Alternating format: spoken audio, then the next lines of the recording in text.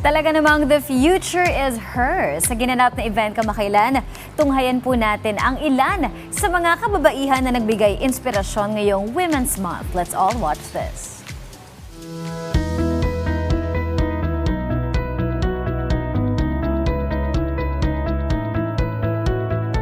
Ngayong buwan ng Marso, ating ipinagdiriwang ang Women's Month, isang pagkilala sa mahalagang papel at malaking ambag ng mga kababaihan sa paghubog ng lipunan.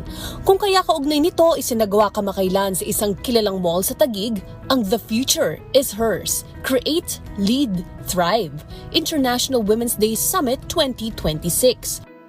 Nagsama-sama rito ang mga inspiring women leaders, professionals at change makers upang talakayin ang mahalagang kampanin ng kababaihan sa larangan ng pamumuno, empowerment and purposeful growth. So today is not just a celebration, it's a moment to reflect on what we do with opportunities. The theme for today is the future is hers. To create, to lead, to thrive.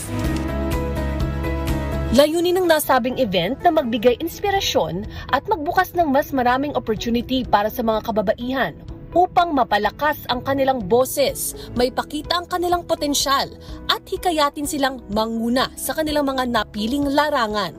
Bukod sa mga makabuluhang talakayan, naging mas makulay pa ang event sa pamamagitan ng iba't ibang booths na binisita at sinalihan ng mga dumalo. Mas lalo pang naging espesyal ang pagtitipon sa pagdalo ng ilang kilalang personalidad na nagpahayag ng kanilang suporta sa adhikain ng kababaihan. Kabilang na ang Filipino actress at host na si Gabby Garcia at TV host and content creator na si Joy Spring. So let's keep showing up, let's keep lifting each other, and let's keep choosing courage together. Because when women rise, we don't rise alone, we rise together. Happy International Women's Day. Ang nasabing event ay isang paalala na sa bawat tagumpay ng isang babae, mas dumalakas ang boses ng kababaihan sa lipunan dahil tunay nga, the future is hers.